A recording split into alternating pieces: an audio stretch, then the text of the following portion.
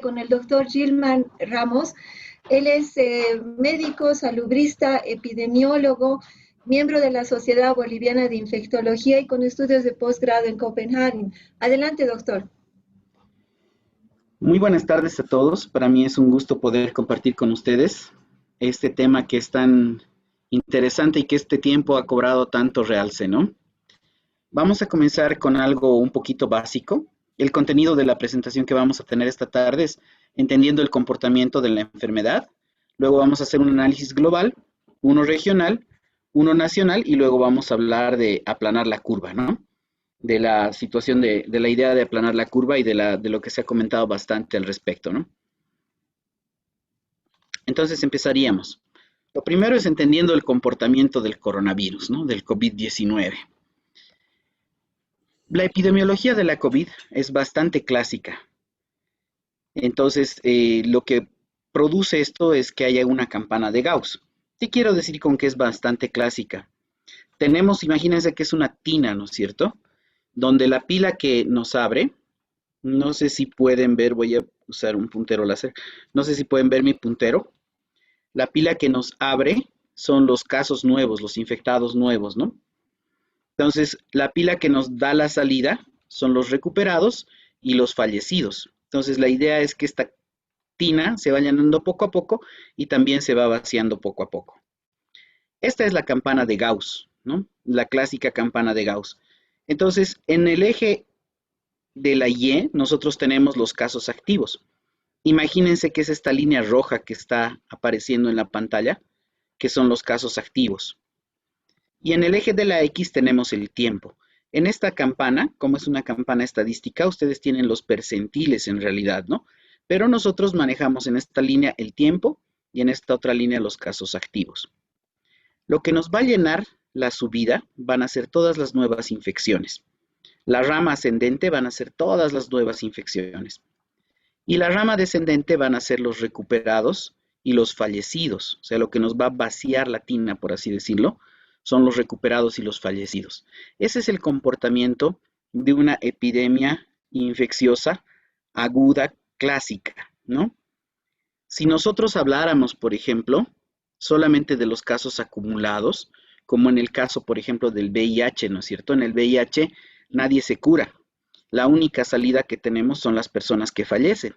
Y ahora con la terapia antirretroviral la mayoría de la gente no fallece.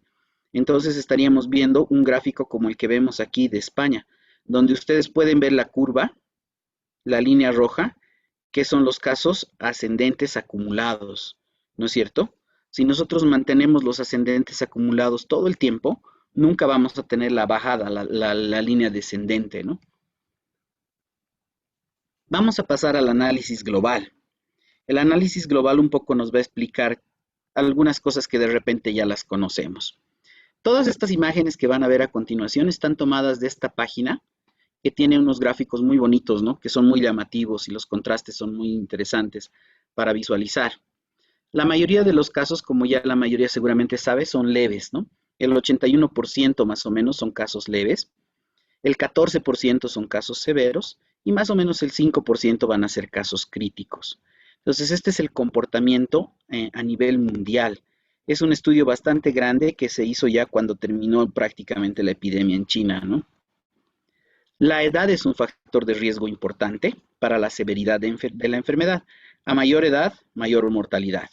Aquí podemos ver comparativamente la corte de Italia y la corte del Reino Unido. Y ustedes pueden ver en los contrastes, ¿no? Los colores. Más o menos hasta los 50, 59 años son bastante bajos, baja la mortalidad y luego empieza a incrementar a partir de los 60 a los 69, donde el pico en este caso está entre los 80 y los 89, ¿no? Y luego obviamente como hay menos población seguramente también desciende, ¿no? Pero esta es la mortalidad más alta, entonces esto incrementa el riesgo de mortalidad. Otro factor que incrementa el riesgo de mortalidad son las enfermedades preexistentes. Acá podemos ver, por ejemplo, que enfermedad cardiovascular aumenta un 10.5% el riesgo. ¿Qué quiere decir el riesgo? El riesgo es más o menos como comprarse la lotería, ¿no? Entonces, una persona que se compra un solo billete no tiene ninguna condición preexistente, tiene 0,9% de probabilidad. Pero una persona que tiene enfermedad cardiovascular es como si se hubiera comprado 10 billetes. Uno que tiene diabetes es como si se hubiera comprado 7 billetes. Uno que tiene infección o enfermedad respiratoria crónica o EPOC es como si se hubiera comprado 6. Presión alta, hipertensión, igual 6. Y cáncer, 5,6. No significa que se van a morir directamente, sino que su riesgo de complicarse, de entrar a un cuadro severo, es mucho más alto que el de una persona que no tiene ninguna enfermedad preexistente o ninguna condición preexistente. Entonces, eso es a lo que nos referimos cuando hablamos de riesgo. No significa que directamente les va a suceder, significa que tienen más probabilidad que les suceda. Mientras más condiciones preexistentes, hay mayor riesgo de mortalidad. Por ejemplo, aquí podemos ver que con una sola condición, el 1% tiene de riesgo de mortalidad.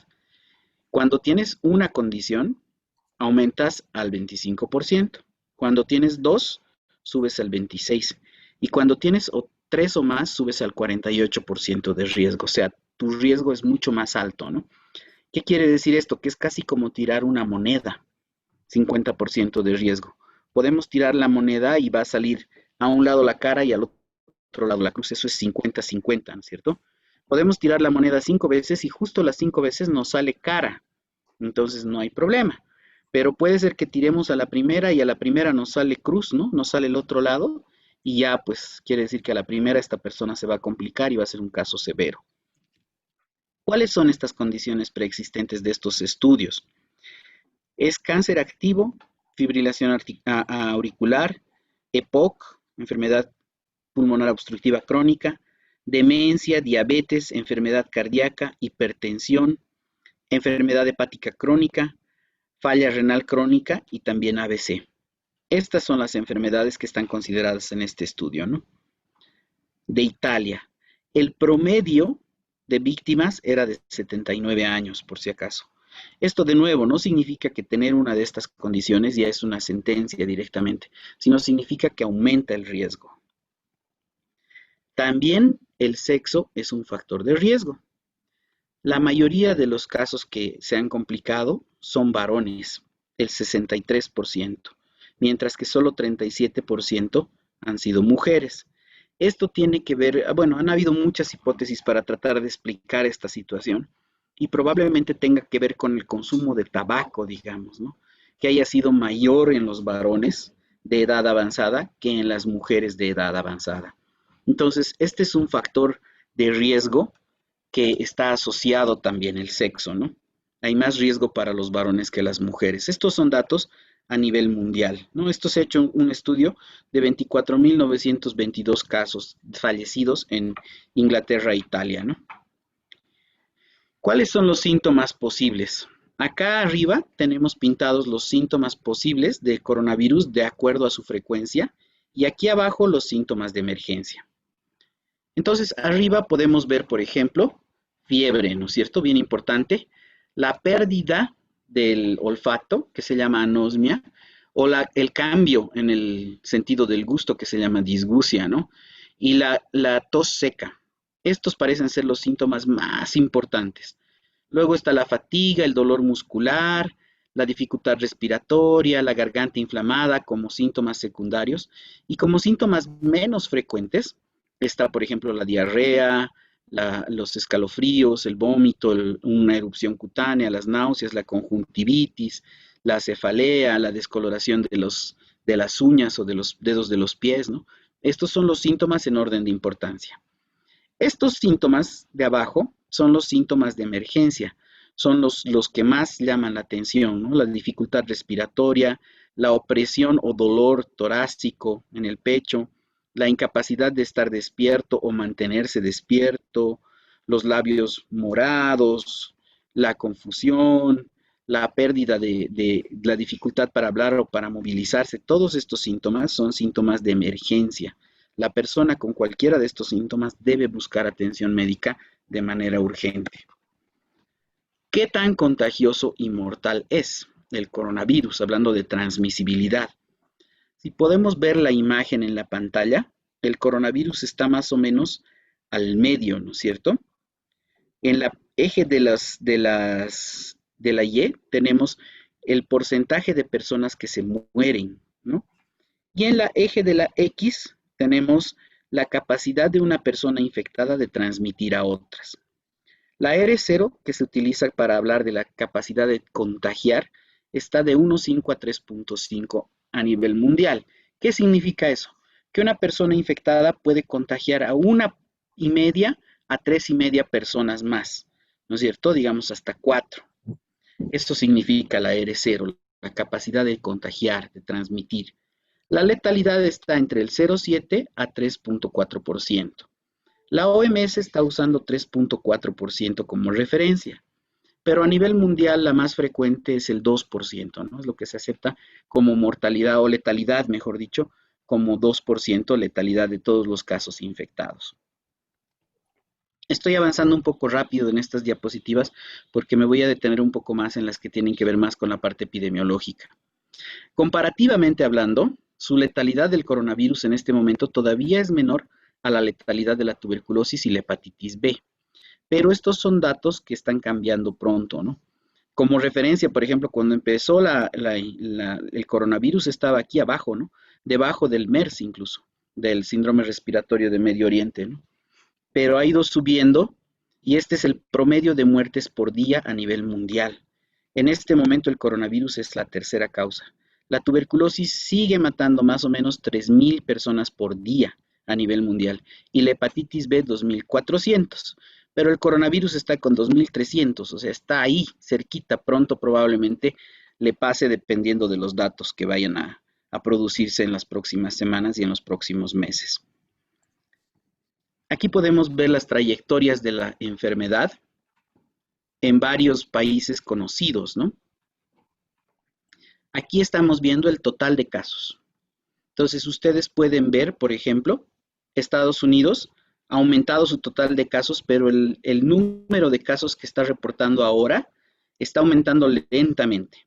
Si ustedes se fijan en esta línea de abajo que dice S Corea, que es Corea del Sur, ya los casos parecen haberse quedado estacionados, ¿no? Parece que ya se hubiera quedado ahí. Esto es acumulado, colegas.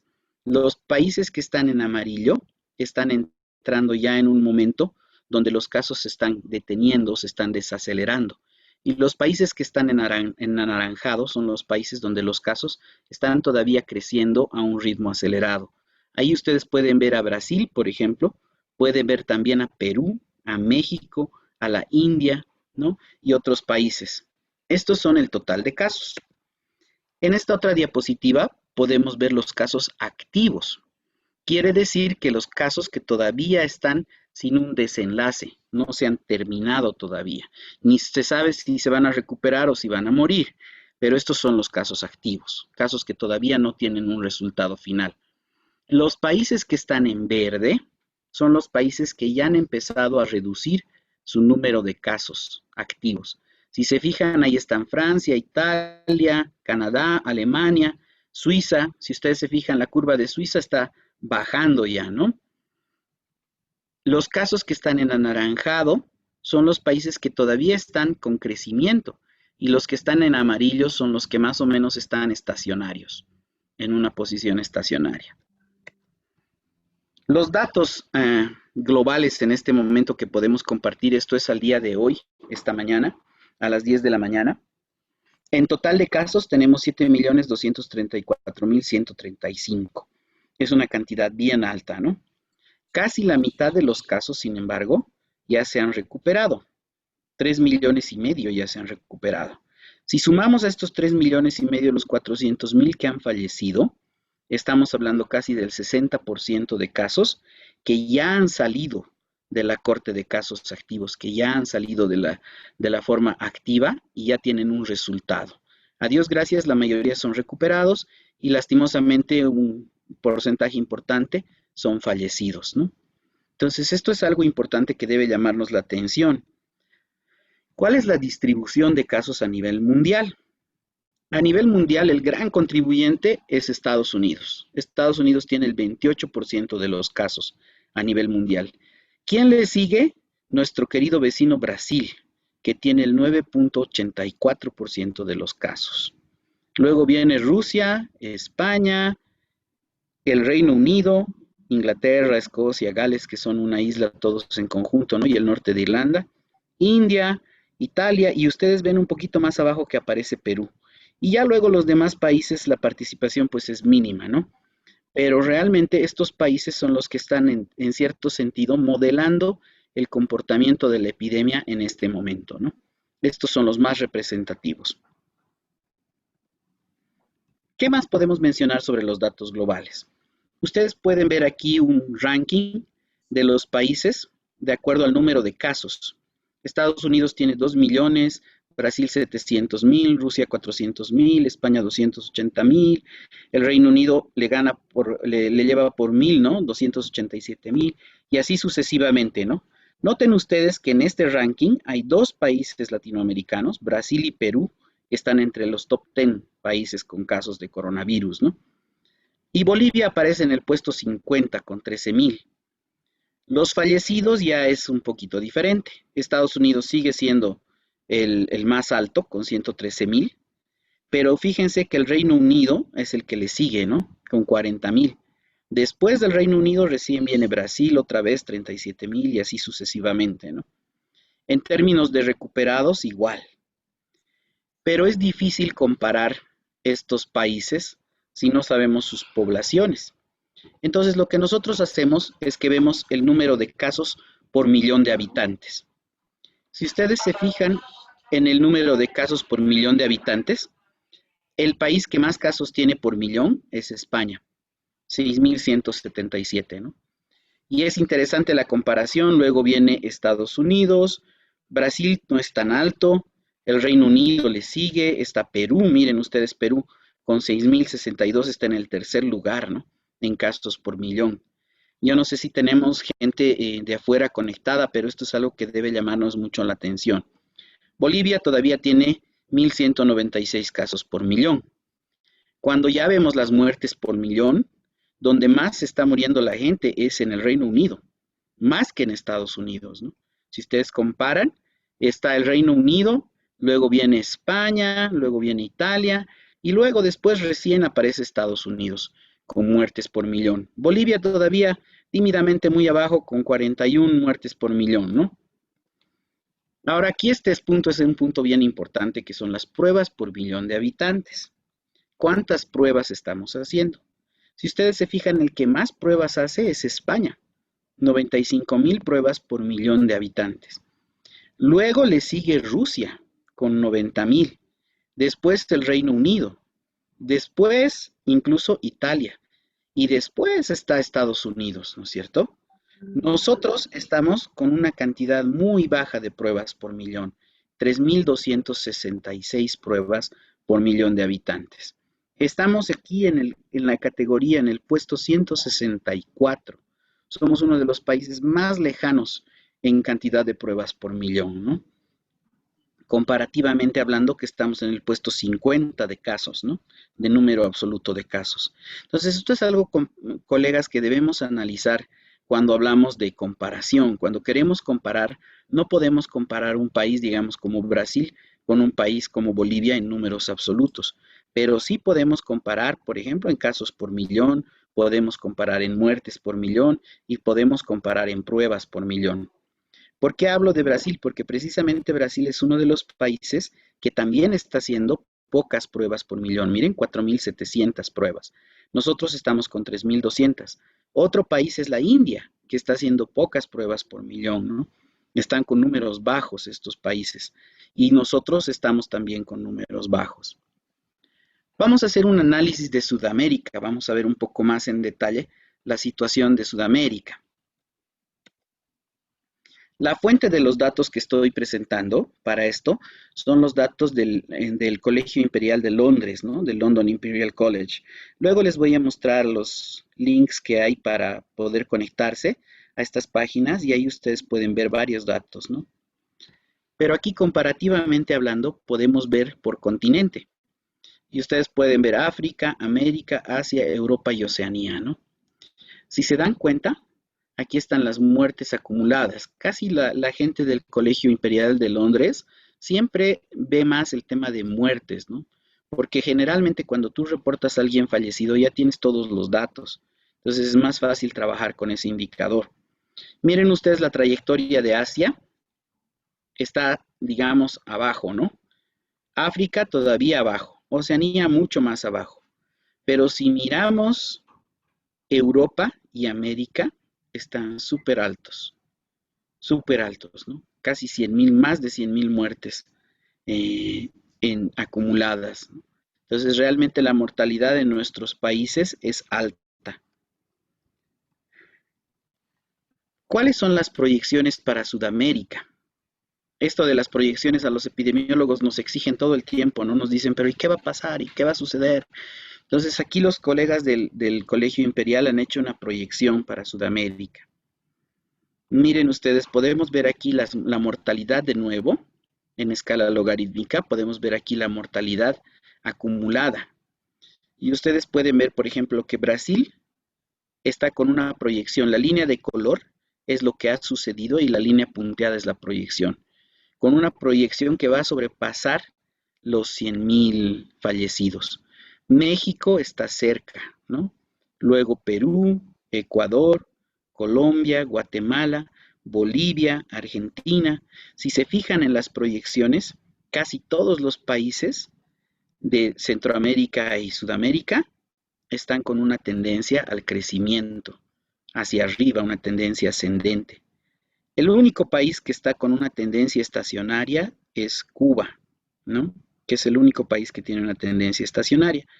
Y bueno, Paraguay y Guayana que están con tendencias igual bastante bajas, ¿no? Estacionarias, pero Paraguay ya está empezando a incrementar. Esto es calculado desde las 10 muertes, ¿no? La proyección. Ahora vamos a ver una tabla aquí que son los datos de Sudamérica ya un poco más fríos que vimos hace un rato, ¿no? Esta tabla por si acaso es con la información al día de hoy, ¿no? Entonces, si ustedes ven Sudamérica, Brasil es el que tiene la mayor cantidad de casos. Está ordenada por casos, desde el mayor hasta el menor. Luego viene Perú, Chile, Ecuador, Colombia, Argentina y Bolivia llegaría al puesto 7. Venezuela, yo le he puesto un signo de interrogación a Venezuela porque los datos no son muy confiables, la verdad, ¿no? No son muy confiables, lastimosamente, los datos de Venezuela. Si hay algún colega de Venezuela que está viendo esta transmisión, lo siento mucho, pero la realidad es que no son muy confiables los datos. Paraguay y Uruguay, ¿no? En el top 10. En muertes, básicamente es la misma distribución, ¿no? Básicamente la misma. En recuperados, noten que Brasil está primero, pero luego está Chile y después recién Perú y luego la distribución es casi la misma.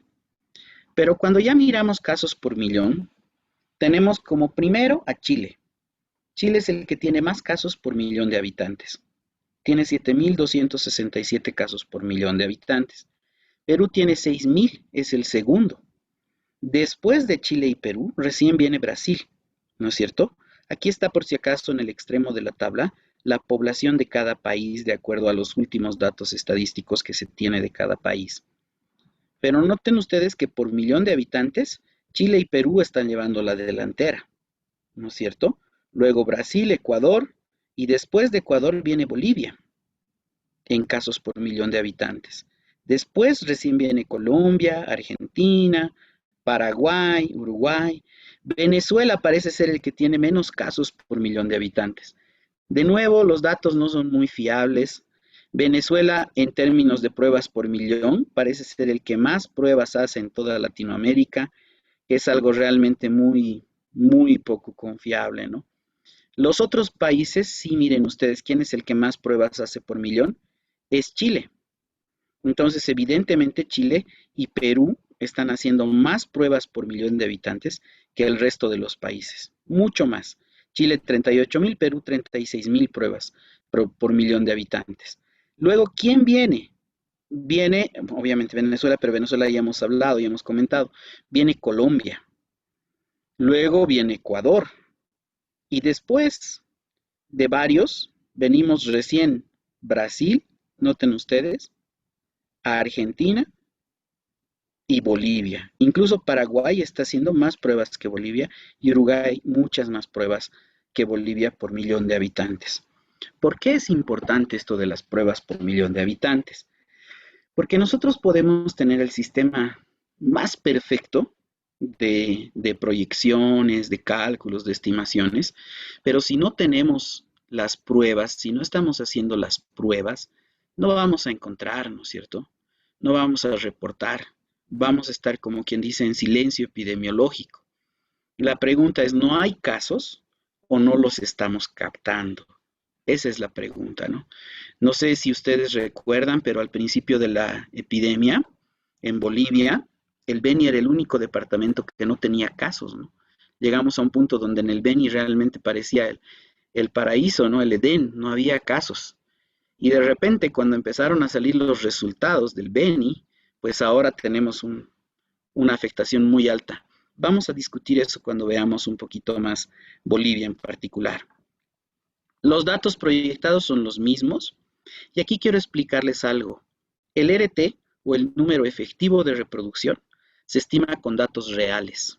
Ya no son datos estimados y se considera el número de contagios que una persona infectada genera a otra. Entonces, si yo, por ejemplo, si me infecto y contagio a 3 personas, mi RT es 3, ¿no es cierto? Es mi número real de contagios. Cuando la RT es mayor a 1, se estima que la epidemia está en crecimiento. Cuando la RT es menor a 1, la epidemia está reduciendo. Entonces, aquí nosotros podemos ver las estimaciones por país. Aquí tenemos Perú, Brasil, Bolivia, Argentina, Colombia y Chile, ¿no es cierto? En la línea punteada está el 1. Esta es la RT que ha estimado el Colegio Imperial de Londres. Esta es la 1. ¿Qué significa esto? Que todos los países de la región estamos todavía con una epidemia en crecimiento. No podemos hablar de que hemos desacelerado o de que hemos reducido o de que hemos hecho menor el caso, no. Ahora, en rosado ustedes ven los rangos intercuartílicos. Lo que está en la línea negra es el resultado, ¿no? Y en rosado están los rangos. Y las lineecitas horizontales, las rayitas que están aquí, son los intervalos de confianza. Entonces, si ustedes se fijan, Perú tiene un rango bien pequeño, ¿no? Brasil también, Chile también, pero Bolivia, su rango, su intervalo de confianza es súper grande. Llega incluso a menos de 1, ¿no es cierto? Y puede llegar hasta 2 del otro lado. ¿Por qué es eso? Porque esto tiene que tomar en cuenta el tiempo que se demora en notificar un caso fallecido y confirmar que ese caso fallecido tenía coronavirus. Entonces puede ser que la persona fallezca hoy, pero el tiempo que se demora en notificar ese caso como un caso fallecido es lo que hace variar este intervalo de confianza. Entonces eso significa que los tiempos que se están demorando la notificación es alta, ¿no? Eso es a lo que se refiere el intervalo. Vamos a ir al análisis nacional de Bolivia. Aquí he puesto una imagen que es de Gustavo Martínez, que ustedes la pueden encontrar en la página web Bolavip. Él es un dibujante colombiano que ha hecho este dibujo bien divertido, ¿no? Ahí hay un dibujo de la muerte que dice, con tu viralidad y mi pésimo servicio seremos invencibles, ¿no? Y es la muerte abrazando al coronavirus. Aquí en su vestido dice EPS, que es el sistema público que es el sistema uno de los sistemas de salud de Colombia, ¿no? Pero aquí yo creo que podríamos poner prácticamente a cualquiera de los sistemas de nuestros países, porque realmente los sistemas de Latinoamérica son todavía muy débiles, con marcadas excepciones, ¿no? Pero los sistemas de salud en la región en general son bastante débiles, con marcadas excepciones. Estos gráficos ya son de elaboración propia, estos gráficos los hice yo. Entonces aquí ustedes pueden ver el número de casos, los casos activos, los fallecidos por coronavirus desde el 10 de marzo, que es que ha empezado el primer reporte, hasta la fecha, es hasta el día de hoy. Esta noche seguro este gráfico va a cambiar porque esta noche va a salir el nuevo reporte, ¿no? En las barritas azules están los casos por día. En las barritas plomas que están aquí abajo, bien chiquititas que casi no se ven, están los fallecidos por día, el número de fallecidos por día, ¿no es cierto? En la línea anaranjada, que termina en 13.949, está los acumulados, ¿no? El acumulado de casos por día. En la línea azul, que no tiene un numerador, no tiene un dato, está los casos activos. ¿Qué son los casos activos? Son todos los casos acumulados, menos los fallecidos y los recuperados. Y en esta línea amarilla están los casos fallecidos acumulados. En esta línea punteada anaranjada hay una proyección de crecimiento que más o menos para el 14 de junio, que es el domingo, tendríamos que estar alrededor de los 18,000 casos. Alrededor de los 18,000 casos, llegando casi a 18,000 para este domingo. Esta es una proyección aritmética, es una proyección matemática, no es una proyección epidemiológica, ¿ya? Pero es bastante precisa. Las proyecciones estas se hacen en función a los datos acumulados, ¿no? Pero es bastante preciso. O sea que más o menos para el día domingo, colegas, vamos a estar llegando a los 18,000 casos, aproximadamente, ¿no? ¿Cuáles son nuestros datos fríos como Bolivia al día de hoy? Nuestros datos fríos como Bolivia al día de hoy están aquí separados por departamento. Van a disculpar, está en inglés la tabla. Es que yo uso estos datos casi todos los días, ¿no? Entonces, para reportar algunas cosas. Está por departamento. Ustedes pueden ver aquí los casos por departamento en Beni. Están la mayoría de los casos por departamento para la población que tiene. Y ahorita vamos a hablar de eso. Santa Cruz es el que se lleva quizás la gran parte de la epidemia.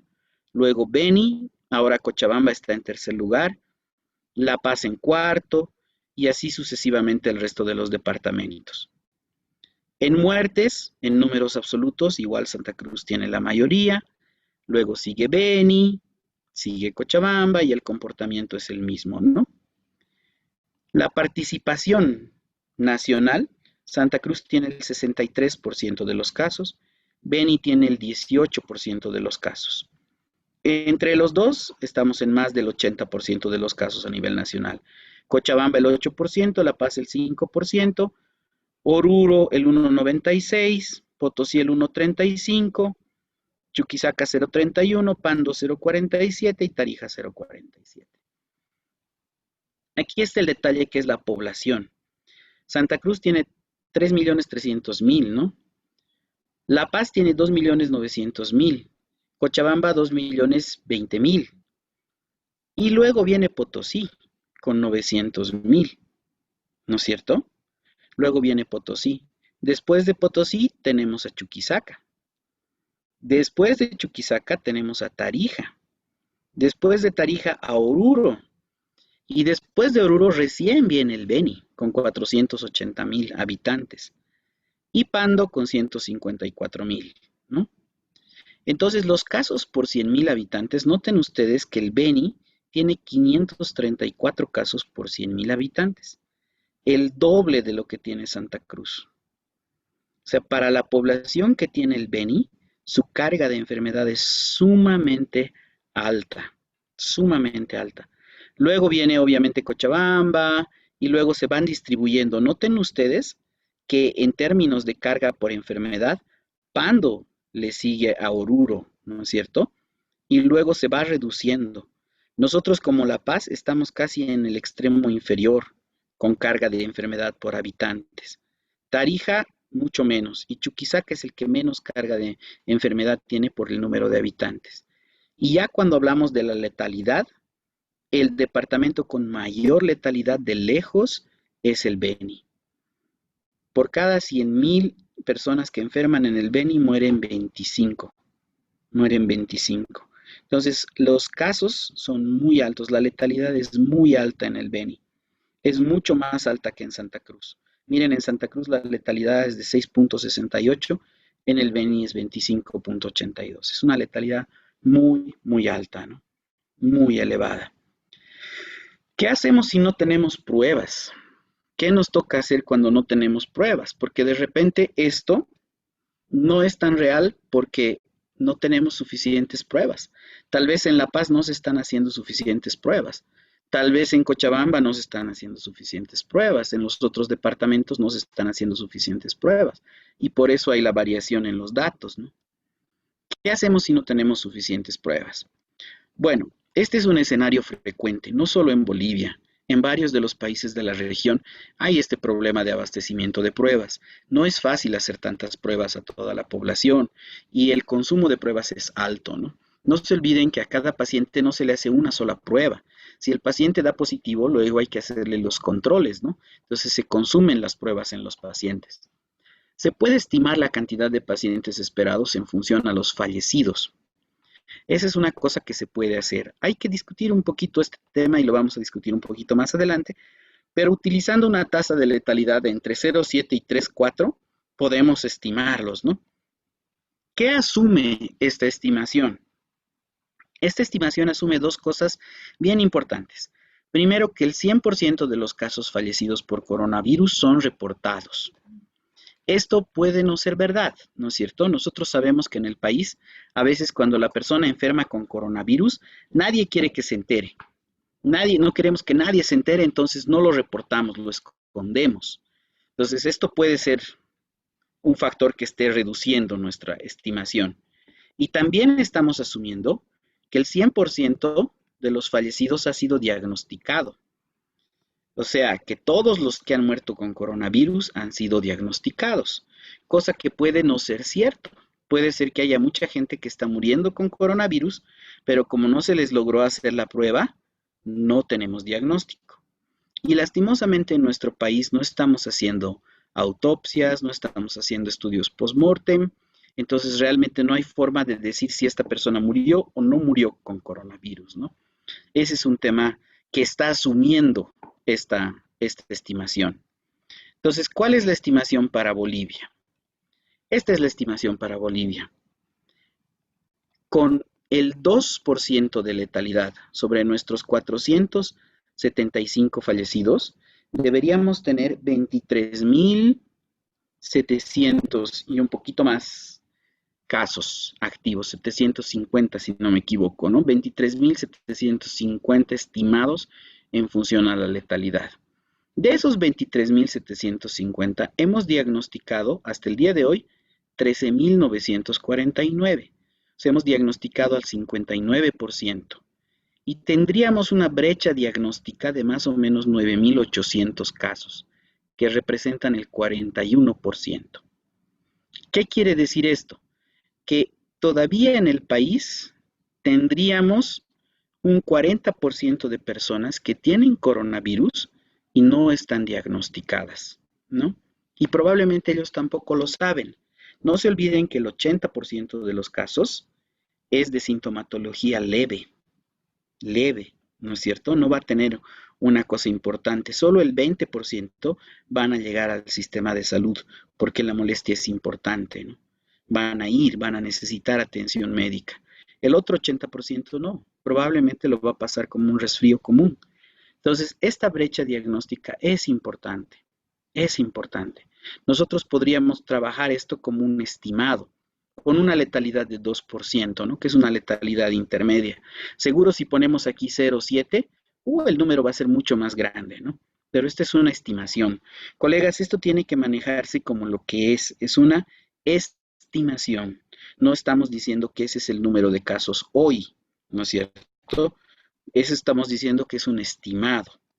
Pero, ¿qué dicen en las proyecciones el Ministerio de Salud? Las proyecciones de Bolivia, el Ministerio de Salud, aquí está la ministra, dice que está proyectando 100.000 casos hasta finales de julio en Bolivia. Imagínense, esa proyección es una proyección sumamente grande, ¿no? 100.000 casos hasta finales de julio en Bolivia. Yo no sé si exactamente la proyección es de casos diagnosticados o es de casos en general. ¿Por qué? Porque si no tenemos realmente las pruebas, no vamos a llegar a ese número, ¿no? Hay diferentes escenarios de proyección, hay diferentes escenarios y hay diferentes formas de hacer las proyecciones. Hay escenarios bastante agresivos y escenarios bastante conservadores. Ahorita vamos a ver un poquito eso con un poco más de detalle. Seguramente el escenario que la ministra está manejando aquí es un escenario un poco agresivo, es un escenario quizás intermedio, ¿no? Hay escenarios mucho más agresivos y escenarios mucho más conservadores. Pero obviamente todos estos escenarios dependen de ¿qué? Del comportamiento de las personas. Aquí la transmisión es de persona a persona en la gran mayoría de los casos, ¿no? Entonces dependen mucho del comportamiento. A veces cuando los epidemiólogos nos piden proyecciones parece que quisieran esto, ¿no? Que estuviéramos con una bola de cristal y pudiéramos decir cuántos casos vienen realmente. Eso es pues bien difícil, ¿no? No es tan sencillo como parece. De nuevo vamos a recurrir a nuestros amigos de Inglaterra, de Londres, y vamos a ver las proyecciones que ellos han hecho para Bolivia, ¿no? Estas proyecciones son para Bolivia, no son para cualquier otro país. Aquí ustedes pueden ver en café los casos reportados y en azul la proyección, ¿no? Miren, más o menos la proyección está como alrededor de los 16,000 casos, entonces está bastante bien esta proyección. Su máxima está en 25,000 casos y su mínima está en menos de 10,000, que nosotros sabemos que ya hemos sobrepasado aquello. ¿Para qué nos sirven estas proyecciones? Estos son los infectados y estas son las muertes, ¿no? Estas proyecciones nos sirven para saber el sistema de salud. Aquí podemos ver en esta misma página, esta es una captura de pantalla, podemos ver en esta misma página la situación de Bolivia. Esta es la trayectoria estimada, colegas. En azul ustedes pueden ver, en azul fijo, pueden ver la estimación de los casos, ¿no? De la prevalencia de la infección. La línea ploma es hoy y la línea punteada es cuando no hacemos ninguna medida. Y la línea azul intensa es cuando hacemos algunas medidas, ¿no? De aislamiento. Y la línea roja se refiere a las muertes. Para esta estimación, aquí está la demanda de atención en salud. Lo vamos a ver un poquito más detallado más adelante. Las hospitalizaciones estimadas están mucho más arriba de las camas disponibles que tenemos. Nuestras camas disponibles son 14,298 en el sistema público. Entonces esto está por encima de aquello. O sea, no vamos a poder ni tener una cama para todas las personas que las van a necesitar a la hora de la hora, ¿no? Miren ustedes, aquí está más o menos la estimación de la ministra, 100,000, ¿no? Está por ahí también, un poquito menos que 100,000, pero un poquito más conservadora esta estimación. Y en morado o en púrpura, ustedes pueden ver la necesidad de camas de terapia intensiva. Está por encima de 1,000. Yo le he puesto para este análisis 500 camas disponibles, ¿no? Yo sé que hay muchos que van a discutir ese tema de las 500 camas disponibles. Y ahorita vamos a hablar un poquito de eso. ¿De qué se trata esto de aplanar la curva? Esta curva va a ser bien dura de aplanar, definitivamente. ¿De qué se trata esto de aplanar la curva? La estrategia de aplanar la curva es una estrategia que busca hacer lo siguiente, ¿no? No va a disminuir el número de casos. El número de casos que vamos a encontrar va a ser el mismo, pero lo que estamos haciendo es que los estamos estirando en el tiempo. Los estamos estirando. ¿Para qué? Para que nuestro sistema de salud no colapse. Ahora, si decimos esto para el Beni, por ejemplo, es pues una mentira, ¿no es cierto? El sistema de salud en el Beni ya está colapsado. Ya está colapsado. ¿Qué es esta línea punteada? Es la capacidad de respuesta de nuestro sistema de salud. Todas las estrategias que nosotros usamos de distanciamiento, de evitar el contacto, de lavarnos las manos, de no tener el saludo con beso ni nada de estas cosas, de desinfectar las superficies, todas estas estrategias están buscando hacer esto, reducir la velocidad con la que aparecen los casos, para que nuestro sistema de salud nos pueda atender a todos, ¿no es cierto? Ese es el objetivo de aplanar la curva. Pero aquí viene la pregunta del millón. ¿Cuál es la capacidad de nuestro sistema de salud? Es bien difícil saber esto con exactitud. El Colegio de Londres estima 14,298 camas en general. camas en general. Unidades de terapia intensiva es una discusión de nunca acabar, ¿no? Uno pregunta cuántas unidades de terapia intensiva hay en el país y hay diferentes respuestas. El doctor Adrián Ávila, que es el presidente de la Sociedad Boliviana de Infecto, dijo que hay 430 camas de terapia intensiva, incluyendo todas las camas privadas, ¿no es cierto? La seguridad social, las clínicas privadas, 430 a nivel nacional.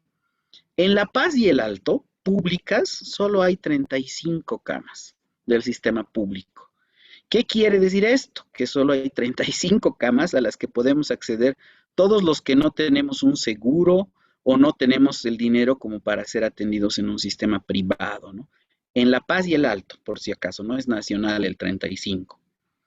El doctor Cruz, en una declaración, Aníbal Cruz, cuando era ministro de Salud, dijo, vamos a tener 300 nuevas camas, totalmente equipadas, con ventiladores y todo el tema. El doctor Navajas dijo 500 nuevas camas. Vamos a ser optimistas y vamos a asumir que en nuestro país hay 500 camas de terapia intensiva. Vamos a pensar que ese es el número. De acuerdo con la ministra, ¿cuántas necesitamos? Si ella dice que van a ser 100,000 casos, 20% se van a hospitalizar, 20,000 camas de atención en hospital. En el sistema público no hay esa capacidad, colegas, lastimosamente. 5% se van a ir a terapia intensiva, 5,000 camas de terapia intensiva necesitamos. Ahora, consideren una cosa, no es que los 100,000 casos se van a presentar la misma semana, obviamente se van a estirar a lo largo del tiempo, pero si volvemos a la diapositiva de la curva, nuestra pregunta es, ¿cuánto tiempo le estamos ganando nosotros al sistema? ¿Cuánto hemos aplanado realmente nuestra curva? ¿Cuánto tiempo le estamos dando? Porque yo veo el Beni y los casos en el Beni han subido a una velocidad tremenda y evidentemente han colapsado el sistema de salud. Han colapsado el sistema de salud. Otro factor que debemos tener en cuenta es que si tuviéramos estas 500 camas de terapia intensiva, que es el 10% de lo que vamos a necesitar, si tuviéramos estas 500 camas, las 500 camas no están distribuidas equitativamente en todo el país, ¿no es cierto? Seguramente algunos departamentos no van a tener ni 30 camas. Otros departamentos van a tener 5 o 10 camas. Entonces, esta distribución no es equitativa, no es que nosotros hemos agarrado las camas y a los colegas intensivistas y los hemos repartido de acuerdo a la población de cada departamento, no es así, ¿no? Entonces, realmente ese es un tema que es un desafío sumamente grande. Aquí está la proyección que hace el mismo Colegio de Londres para nuestra demanda. Esta es la demanda a la izquierda de camas de hospital, ¿no es cierto? Y ellos usan 3 escenarios. Primero, en azul oscuro, con una reducción del 50% de lo que ahorita estamos trabajando, reducir el 50%, o sea, medidas de aislamiento bien importantes, volver a la cuarentena rígida, digamos, ¿no? O sea, una reducción del 50%. Miren, la proyección es para finales de junio, más o menos 1,125 camas. Si mantenemos el statu quo, si mantenemos la situación como está ahorita, para finales de junio vamos a estar necesitando unas 4,000 camas en general. Y si nos relajamos, reducimos nuestras intervenciones en un 50%, que es lo que podríamos decir es la cuarentena, entre comillas, dinámica, para finales de junio vamos a estar necesitando unas 12,000, 11,000 camas para atender a la población, que es ese 20% de las personas que va a necesitar una cama de hospital. En terapia intensiva la demanda es mucho más triste. Si mantenemos o reducimos, vamos a estar necesitando al menos unas 250 camas de terapia intensiva para fin de mes. Si mantenemos el statu quo, vamos a estar cerca de las 500 que hipotéticamente tendríamos. Pero si mantenemos las medidas relajadas, vamos a estar cerca de necesitar 1,000 camas de terapia intensiva. Esto es una proyección, colegas. Esto no son datos absolutos, no es que esa es la realidad y eso va a pasar.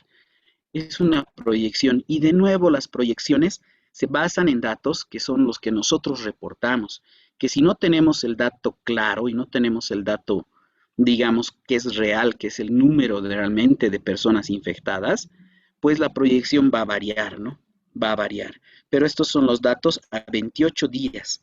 Esto es algo que calcula el colegio, cada 28 días hace el cálculo, ¿no? Cada día lo vuelve a hacer para 28. ¿Qué podemos hacer ante esta situación?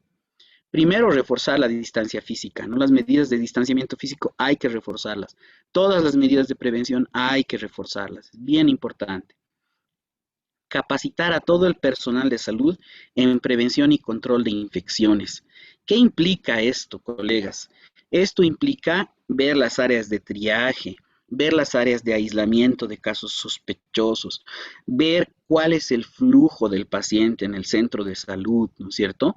Tener un área de nuestro centro de salud donde nos equipamos con el equipo de protección personal y tener un área diferente donde nos quitamos el equipo de protección personal. Cómo nos ponemos el equipo de protección personal y cómo nos quitamos el equipo de protección personal tiene que ver en todo esto que es prevención y control de infecciones. Y hay una serie de temas más que tenemos que ver y todo el personal de salud del país necesita ser capacitado en esto. Es bien importante. La aparente desaceleración que vive el país podría deberse a un desabastecimiento de pruebas o problemas en los laboratorios. Anoche justo el doctor Prieto, Virgilio Prieto, jefe de epidemiología, en un programa de televisión decía que en el Cenetrop hay algunas personas que se han infectado y están con baja. Entonces, por eso es que ha reducido el reporte del Cenetrop. O sea, yo estaba alegre porque decía, pucha, se está desacelerando, estos últimos 2, 3 días han reportado menos casos, pero resulta que había sido que no era eso, ¿no? Sino que más bien no había esa continuidad de pruebas, de resultados de laboratorio. Entonces, ¿qué podemos hacer ante esto? Tenemos que pensar en otras estrategias quizás ya de testeo, de dispersar las pruebas con estos equipos de GeneXpert que se han donado, de hacer otro tipo de pruebas y de probar a la mayor cantidad posible de pacientes sospechosos. Con eso vamos a tener mejores datos, vamos a poder tomar mejores decisiones, ¿no es cierto? Es un poco amargo el final de esta presentación, pero yo de todas maneras quiero agradecerles a todos por su atención y no sé si vamos a atender ahora las preguntas que puedan haber surgido. Así es, doctor. Ahora vamos a contestar las preguntas.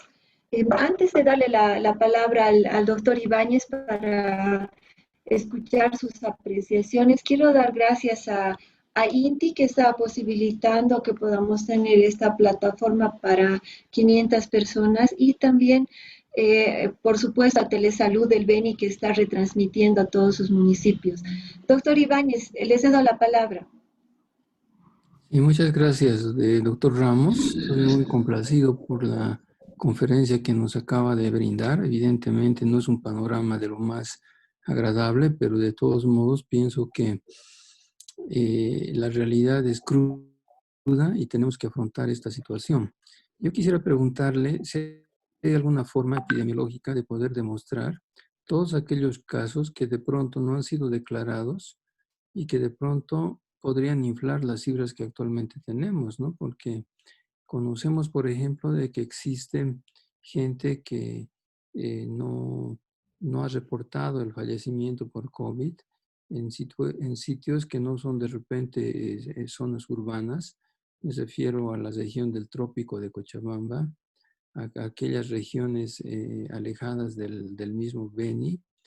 ¿Y cuál es su manera de analizar esta perspectiva? Porque creo que las estadísticas no son de lo más verídicas. Sí, lastimosamente, doctor, muchas gracias por su pregunta.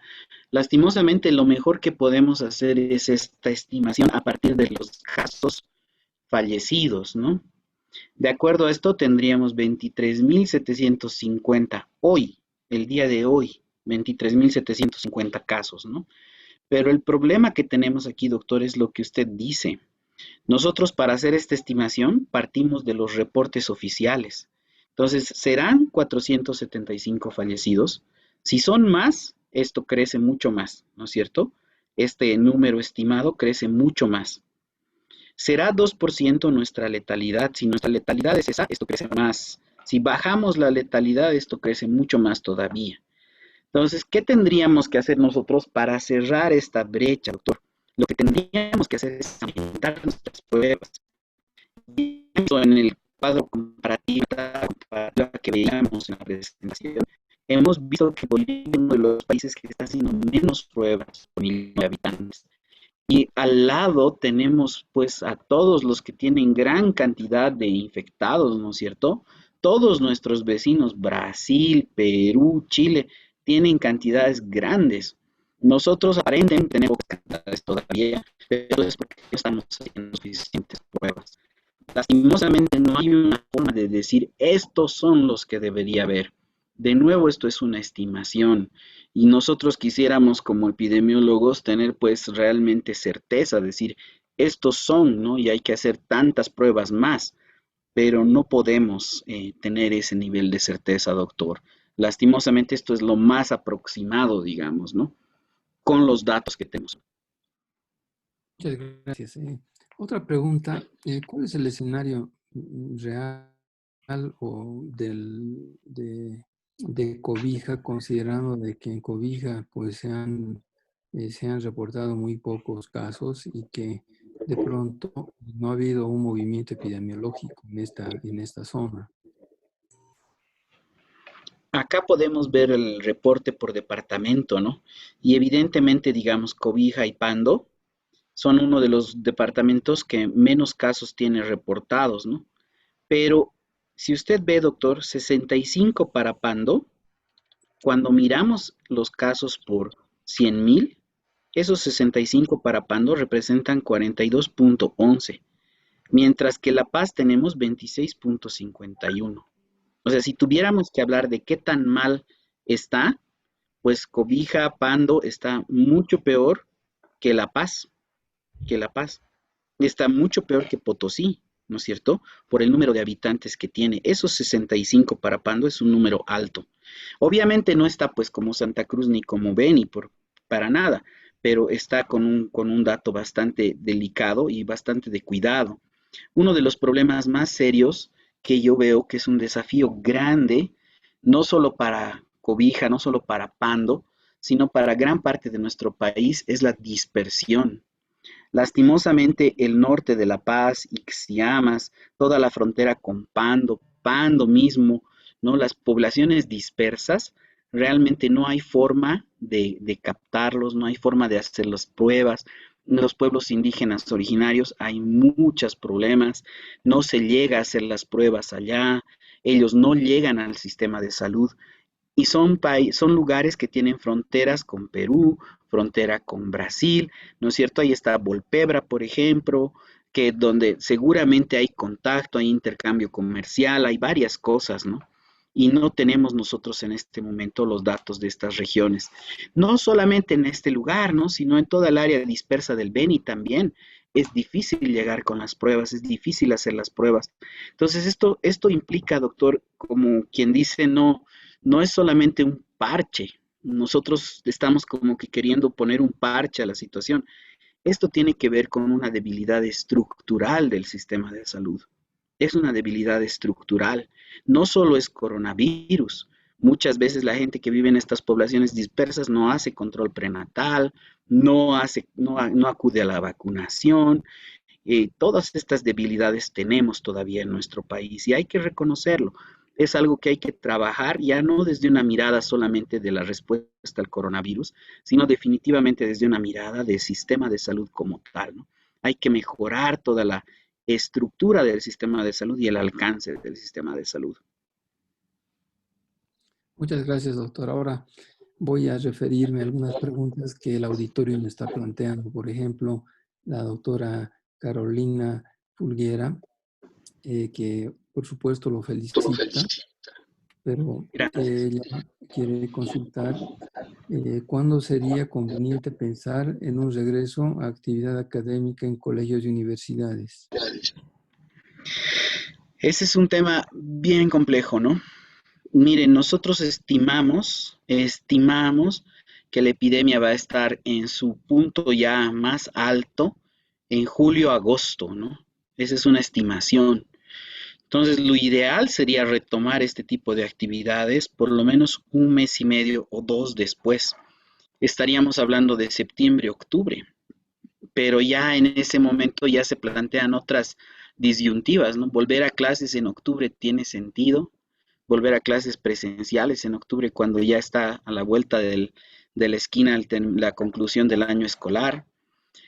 Sobre la cuarentena dinámica han habido muchas discusiones, ¿no? Porque se planteaba, por ejemplo, clases semipresenciales, que la mitad de los alumnos venga un día, la otra mitad del otro día. Es un desafío bien grande, es un desafío bien grande, ¿no? Yo veo que esto es un tema que va a tener que debatirse mucho con el Ministerio de Educación, sobre todo el tema de las clases presenciales, de la adecuación de las aulas, de la capacitación a todos los estudiantes, a todos los papás. Yo les recuerdo, colegas, que esto de los filtros no es nuevo. Nosotros, con el doctor Velasco, hace un par de años, en el colegio de nuestros hijos van al mismo colegio, justo hicimos una capacitación sobre el lavado de manos y los filtros que tiene el sistema educativo para reducir los contagios de gripe, ¿no? Nosotros aquel entonces estábamos enfocados en gripe, en influenza, nada que ver coronavirus todavía esos años, ¿no? Pero uno de los filtros, por ejemplo, es que el papá, si lo ve al niño estornudar, si lo ve al niño con fiebre, si lo ve al niño mal, no lo debe enviar al colegio. Pero la verdad es que en la práctica, todos los papás los mandaban a los niños enfermos. Les daban un antigripal antes de salir de la casa y los mandaban. Y en el colegio, el segundo filtro, en el colegio, al ingreso de los alumnos, la gente de la portería, la gente del colegio, tiene que tratar de captar a los que están enfermos y separarlos. Los profesores son el otro filtro que tienen que separar a los alumnos que están enfermos. La realidad, colegas, es que con toda la capacitación que se ha tenido, con todos los esfuerzos que se han hecho, hemos visto que es muy difícil, es muy difícil. El colegio, digamos, aislaba a los niños que tenían síntomas, que tenían fiebre, y llamaba a los papás y decía, tienen que venir a recogerlos a los niños. Los papás estaban en sus fuentes laborales los dos. ¿Quién iba a recoger al niño? ¿Con quién se quedaba el niño? Se lo llevaban al trabajo, lo dejaban solo en la casa. Conlleva una serie de desafíos el pensar en volver a las actividades académicas. Entonces yo pienso que esto es algo que se debe trabajar ya intersectorialmente. Los datos que yo les presento son puramente epidemiológicos, ¿no? La verdad es que a la hora de tomar decisiones, no se toman decisiones solamente en función de los datos epidemiológicos. Mucho pesa la economía, ¿cierto? Mucho pesa la situación de las personas. Por ejemplo, la situación de las personas que viven al día es complicada. Entonces, seguramente ellos ya van a salir, nomás puedes trabajar, van a tener una fuente laboral. Entonces, eso es lo que pesa también, es la verdad. Nosotros como epidemiólogos, es una mirada, pero como saludistas, como médico en salud pública, también tengo que ver estos temas económicos, tengo que ver esos temas de financiamiento, de la salud, de todo ello, y realmente son factores que pesan. Yo sé que es un tema también que pesa, ¿cierto? Esto de la educación a distancia es una cosa en los colegios privados, eso es otra cosa en los colegios públicos. Eso en las áreas urbanas, hay internet, todo el mundo tiene un dispositivo inteligente, y es otra cosa en el área rural donde apenas entra señal, ¿cierto? Pero son realidades distintas que lastimosamente en nuestro país se están enfrentando.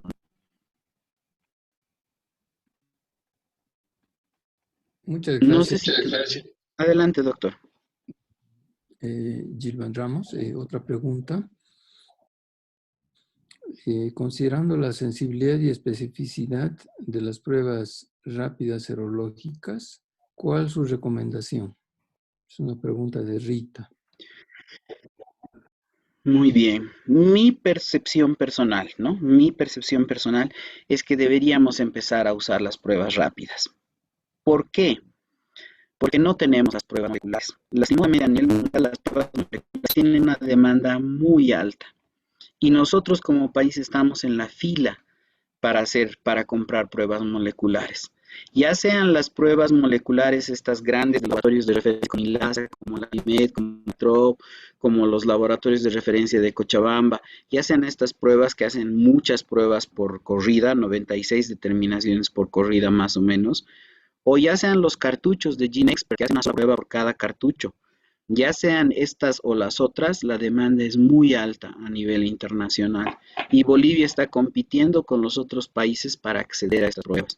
Las pruebas rápidas, hay pruebas que tienen sensibilidad bastante aceptable, mayor a 97%, y especificidad muy buena, mayor a 97-98%. Las pruebas rápidas, la diferencia es que no tienen la demanda que tienen las pruebas moleculares.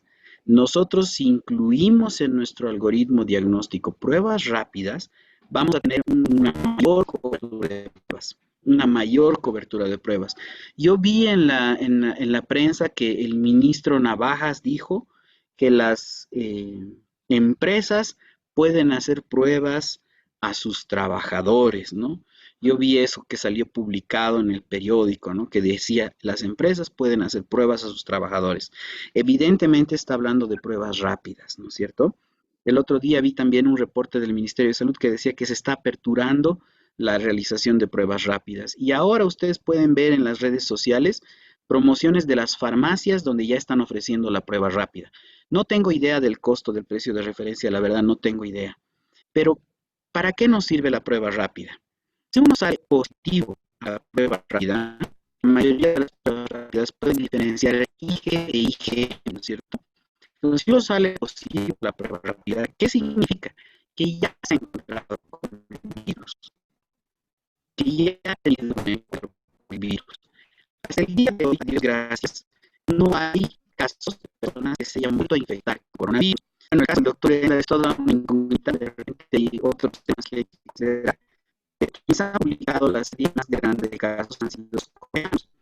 Han publicado una serie de cientos casos que eran aparentemente casos de infección. Ellos mismos han vuelto a estudiar cada caso individualmente y han llegado a la conclusión de que no eran infecciones, sino eran personas que habían sido mal diagnosticadas inicialmente, ¿no? O eran personas que tenían fragmentos virales que la prueba molecular todavía estaba captando. Esas dos conclusiones han tenido.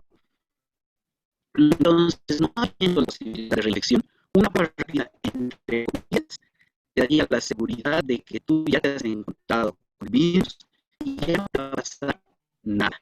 Nos permitiría, entre comillas, a nosotros decir, estas personas pueden incorporarse a la vida normal y ya no van a contagiar y ya no van a contagiar a nadie más. Entonces, ese nivel de seguridad es importante. Es algo que le da más facilidad a la persona. No significa que estas personas van a andar sin hijo, van a andar sin no. Evidentemente van a tener que observar las mismas normas de restauración, pero sí se está hablando de un grupo de personas que ya pueden, digamos, tener una facilidad más grande a la hora de trabajar. Y sobre todo estas pruebas son muy importantes de personal de salud. ¿Por qué? Porque quizás yo con personal de salud y en contacto con el virus y ya está la infección bastante fácil, ¿no? No le ha pasado como un caso grave, como uno de los 80% de casos leves, o tal vez ni siquiera he tenido síntomas, ¿no? Ha sido sencillo. Entonces yo puedo tener la seguridad de que puedo trabajar en todos los ambientes donde están los pacientes positivos y hay unos riesgos para mi persona, ¿no? Entonces todo eso nos ayudaría mucho a la prueba rápida. Ojo que todavía la Organización Mundial de la Salud no da una seguridad de que no haya reinfección. Y esto lo tengo que decir abiertamente y claramente.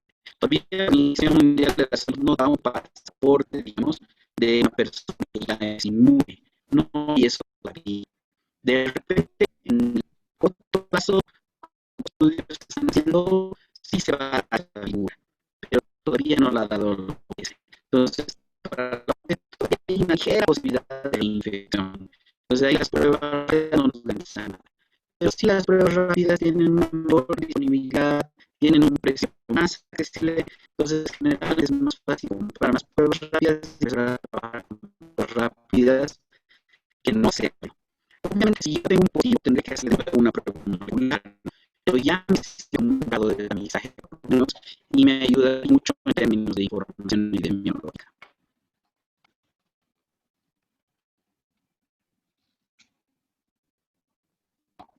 No sé si me preguntas.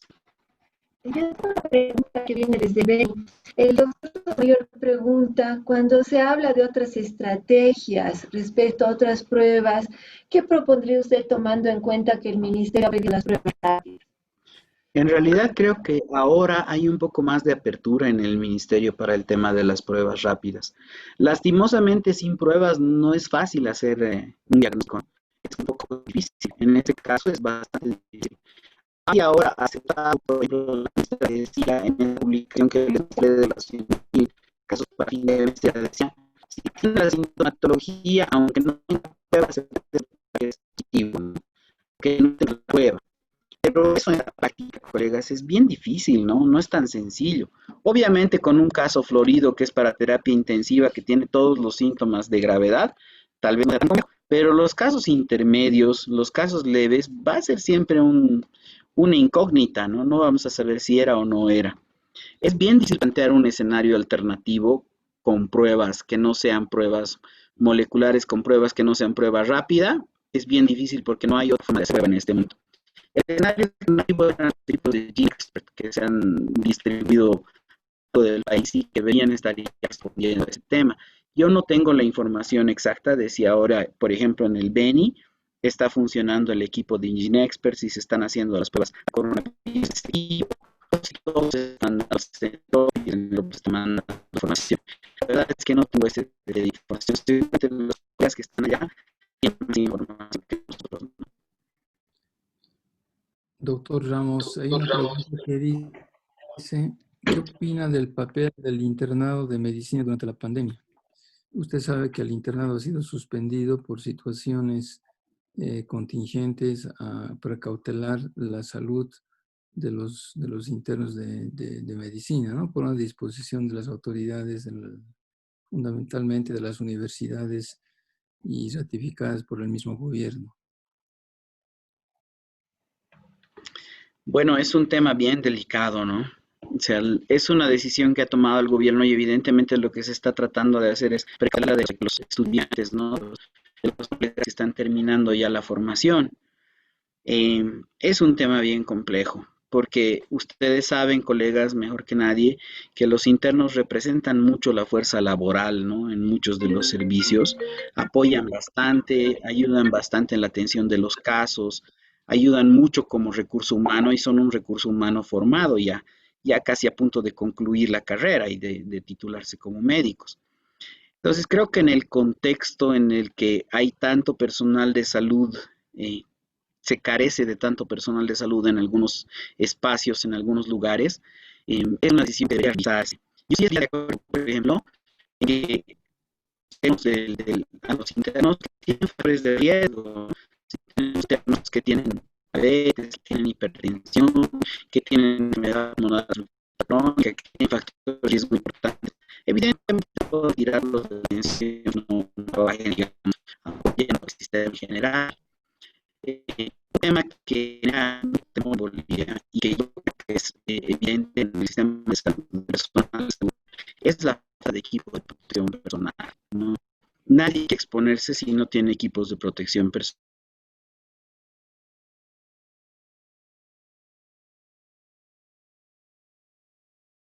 El sector salud es un sector que está golpeado duramente por el coronavirus, un sector de todo el mundo, pero hay países donde la cantidad de médicos enfermados es mucho menor a otros. Y nuestro país es un lugar donde muchas personas la enfermedad, porque no hay un uso adecuado del equipo de protección personal, porque no se cumplen las prácticas que deben cumplirse el equipo y alzarse el equipo. No se cumplen las prácticas que deben cumplir todos los días mientras uno saca un equipo.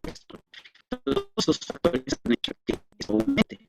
Evidentemente, los colegas, al ver que cada vez hay más colegas que están infectados, pues tienen miedo, no quieren participar. sé que es una decisión que es difícil de tomar, seguramente las autoridades han tomado por alguna razón, pero los factores de riesgo tienen probablemente sean los internos, ¿no? Porque están en esa etapa de la vida, en esa edad, en ese grupo etario, que tiene pocos factores de riesgo. Entonces, tal vez no es la decisión más acertada epidemiológicamente hablando, y obviamente, ¿no? Cuando están en infancia, la familia va a echar también, hay que poner en balance todos esos factores. Pero si es una decisión ya tomada, yo pienso que no hay mucha vuelta que dar. No hubiera sido una decisión que yo hubiera tomado. Yo hubiera aislado quizás a los internos que tengan factores de riesgo, como lo conté. Pero bueno, el gobierno ha decidido que todos los que tienen todo, o la universidad ha decidido que todos los internos se replieguen, pues bueno, ni modo, ¿no? Bueno, No sé si tenemos más preguntas. ya desde el pasado año, en junio, recuerdan ustedes que cuando hubo el brote de arenavirus por fiebre hemorrágica, una interna había fallecido justamente por haber contraído la enfermedad, y eso ha generado realmente una respuesta muy dura en el tema de los padres de familia, ¿no?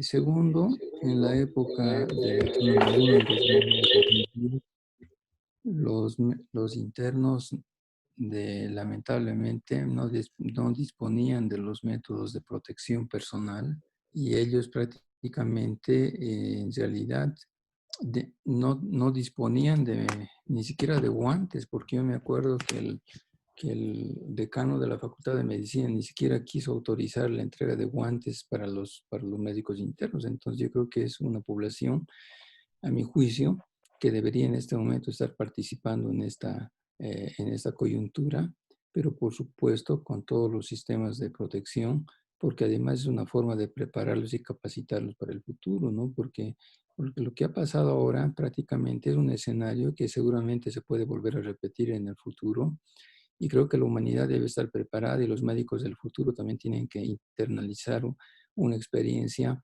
para poder testimoniar más allá lo que se ha vivido en esta época. Entonces yo pienso que ha habido un desperdicio en ese sentido. Por supuesto que de repente me equivoco, pero creo que ese punto también habría que considerar. Bueno, hay una falla del sistema de Internet en el sitio donde se transmite esta conferencia. No sé, doctora Hit, si hay algún comentario más, pero en todo caso, considero de que el audio que llega no es de los mejores, y lamentablemente algunos participantes han generado algunos comentarios de que se escucha muy entrecortado el tema de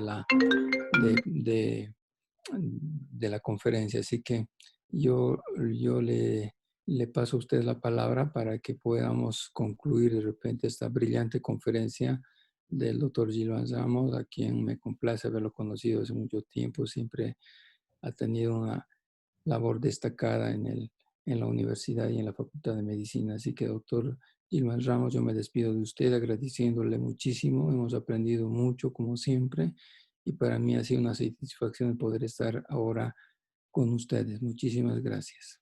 Muchas gracias, doctor. Precisamente yo fui interno cuando usted fue jefe de enseñanza. Sí, me Allá en la acuerdo. Caja, ¿no? Sí, Me acuerdo muy bien. sí, entonces precisamente es eso. Yo creo que los internos podrían jugar un rol más importante en esta respuesta. Y como usted dice, lo ideal sería que ellos puedan también en su proceso de formación agarrar la práctica, ¿no? Es un tema que es bien importante, y a lo largo de los años que vienen por delante, seguro vamos a tener más de este tipo de epidemias, ¿no?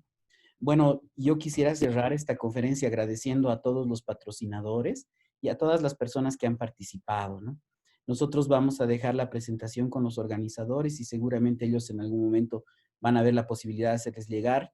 Están todos los links ahí en las referencias para que la gente pueda entrar y ver toda esta información. No es información privada, no es información mía, es información pública que ustedes pueden acceder en todas las páginas web, ¿no? Lo importante quizás en este punto es definir como colegas qué podemos hacer nosotros individualmente. Colegas, nosotros tenemos que ver todas las normas de bioseguridad, observarlas al detalle, cuidarnos como médicos, como enfermeras, como personal de salud en general, cuidarnos, ¿no? Cuidar nuestra integridad física, nuestra vida, no exponernos innecesariamente y mantener todos los procedimientos en el orden en el que están escritos. Tienen una razón de ser. todos estos procedimientos. Y bueno, también ponernos también en manos de Dios, ¿no? Porque al final del día hay muchas cosas que como Bolivia no vamos a poder resolver, ¿no? Hay debilidades que son muy grandes ya de mucho tiempo y no vamos a poder cambiarlas de la noche a la mañana. Muchas gracias por su atención. Muchas gracias, Gilbert. Gracias, doctor. Yo creo que ahora el audio está un poco mejor. Yo quisiera simplemente resumir una vez más el programa, el proyecto que estamos llevando a cabo, Resiste Bolivia. Se trata de una iniciativa de médicos especialistas que buscan la capacitación de todos nosotros, sobre todo de los médicos de base y sobre todo de aquellos médicos que están en la primera línea, tratando a los pacientes con COVID-19. Esta es una serie de 5 conferencias, se va a otorgar un certificado, es necesario inscribirse a cada uno de los webinars y paralelamente estamos haciendo el asesoramiento de los médicos de base que así lo quieran a través de una plataforma virtual donde se almacenan los datos clínicos con absoluta confidencialidad. Invito entonces a todos aquellos que están escuchando y quieran participar de nuestro proyecto a enviarnos su email, contactarnos a través de la plataforma, el link ya lo han recibido al inscribirse, para que podamos efectuar el trabajo de asesoramiento y apoyo. Les agradezco sobre todo a nuestro conferencista de hoy día y al doctor Ibáñez por estar presentes. La siguiente conferencia es el siguiente viernes y les vamos a mandar una invitación para esto. Hasta luego, gracias. Bye, bye.